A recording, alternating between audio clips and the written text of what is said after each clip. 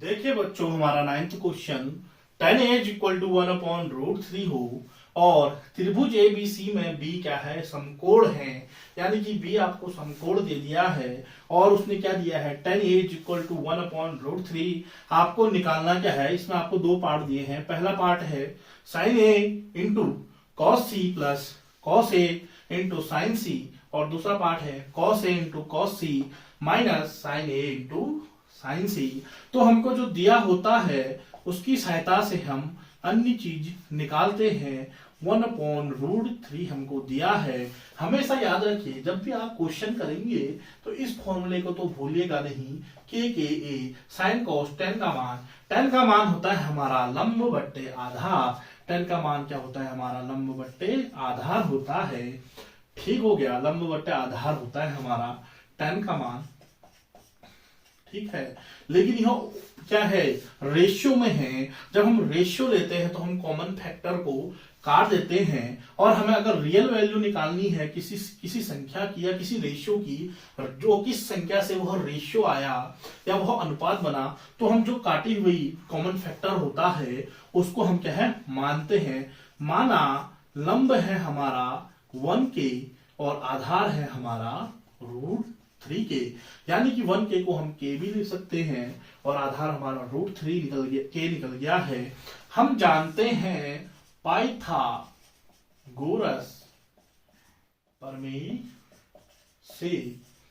Pythagoras प्रमेय क्या कहता है, वह कहता है कर्ण का स्क्वायर इज इक्वल टू लंब का स्क्वायर प्लस आधार का स्क्वायर। इस प्रकार अगर मैं इसमें वैल्यू रखूं तो हमारा लंब क्या दिया है, लंब हमको के दिया है एंगल ए के अनुसार, और √3 हमें क्या दिया है, आधार दिया है। हमने कर्ण निकालना है तो लंब हमारा क्या है, के है, के का स्क्वायर प्लस √3 का के का होल स्क्वायर। तो देखिए के स्क्वायर तो के स्क्वायर रहेगा, √3 को हम के स्क्वायर को हम कैसे सॉल्व करेंगे वो देखिए। √3 का स्क्वायर का मतलब होता है हमने √3 को दो बार गुणा करना है, यानी कि √3 इंटू √3 करना है। संख्या से संख्या गुणा होती है और अचर पद से अचर पद होते हैं गुणा। तो देखिए संख्या से संख्या करते हैं और चर पद से चर पद होते हैं। अचर क्या होती है हमारे, जिसका मान परिवर्तित नहीं होता है, और चर पद क्या होता है, जिसका मान परिवर्तित होता है। चर पद कहीं पर एक्स वाई जेड के ए बी सी जो चाहे आप रख सकते हो, यहाँ पर मैंने के रखा है। तो √3 इंटू √3 क्या हो जाएगा हमारा, देखिए √3 इंटू √3 का मतलब होता है 3 को हम √3 को हम 3 की पावर 1/2 लिखते हैं इंटू 3 की पावर 1/2। 3 की पावर 1/2 और 3 की पावर 1/2 जब आपस में हम गुणा करेंगे तो इनका आधार सेम है। 3 इंटू 3 यहाँ भी है, 3 वहां भी है। जब आधार सेम हो तो गुणा करने पर घाते जुड़ जाती है, आधार वही रहता है। तो 1/2 प्लस 1/2 हो जाएगा। जब हम इसको जोड़ेंगे तो 3 की पावर 1 हो जाएगा। 3 की पावर 1 इक्वल टू 3 होता है, और के इक्वल टू क्या होता है, के स्क्वायर होता है। के इंटू के क्या होता है, के स्क्वायर होता है। इस प्रकार √3 का मान क्या निकल गया हमारा, 3k² निकल गया। 3k² प्लस k² क्या हो गया हमारा, 4k² हो गया है बच्चों, 4k² हो गया है। तो हमारा कर्ण का स्क्वायर अभी हमारा क्या निकला है, कर्ण का स्क्वायर निकल गया है। कर्ण का स्क्वायर हमारा क्या निकल गया है, 4k² निकल गया है। बात करूं मैं कर्ण की, देखिए तो रूट को हम जब उधर ले जाएंगे तो वो √ में चेंज हो जाता है। तो ये क्या हो जाएगा, √4k का स्क्वायर।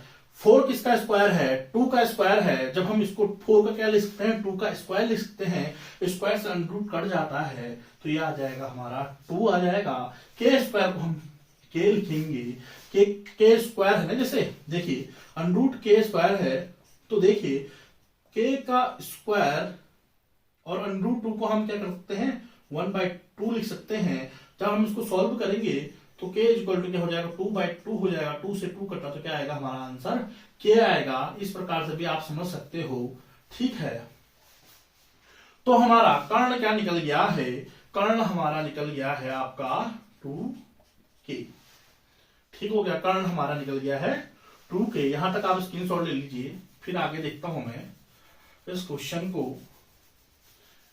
देखिए लंब हमारा यहां पर लिखता हूं मैं, लंब हमारा k हो गया, कर्ण हमारा 2k हो गया, आधार हमारा क्या हो गया, √3k हो गया। ठीक हो गया, किसके अनुसार, एंगल ए के अनुसार। ठीक हो गया, एंगल ए के अनुसार हमारा सब कुछ निकल गया है, यानी कि भुजाओं का मान हमारा निकल गया है। इस ए बी भुजा का मान √3k है, बीसी भुजा का मान k है, और एसी भुजा का मान हमारा 2k निकला है। अब देखिए पहला वाला पोर्शन, उसमें क्या कह रहा है, साइन ए कॉस सी प्लस कॉस ए साइन सी। जब हमको इन चारों का मान निकालेंगे, साइन ए कॉस सी और कॉस ए साइन सी, अगर हमको इनका मान पता होगा तो हम डायरेक्ट इसमें क्या कर देंगे, मान रख देंगे। साइन होता है हमारा लंब बट्टे कर्ण, ए के लिए लंब क्या है, देखिए भुजा का मान तो उसने निकाल दिया है ना, भुजा तो एक्यूरेट हो गई है, भुजा का मान मतलब √3k है तो √3k ही रहेगा। ठीक है, और देखिए ए के सामने वाली भुजा का मान k है तो k ही रहेगा, ए के सामने भुजा क्या है हमारी k है, k हो गया ना, लंब हो गया, लंब बट्टे कर्ण होता है, तो लंब जिसके सामने हम देखते हैं जिस एंगल से, उसके सामने हमारा क्या है, भुजा k है। भुजा कौन सी है, CB है या BC है कहिए, तो उसका मान k है, यानी कि लंब का मान k हो गया, कर्ण का मान हमारा 2k है, k से k कटा तो इसका मान क्या निकल गया हमारा 1/2 निकला। अगला देखिए हमारा cos c। जब मैं बात करूंगा cos c की, तो cos c के लिए हमें देखना कहां से पड़ेगा, देखिए यहां से देखना पड़ेगा, एंगल C से देखना पड़ेगा।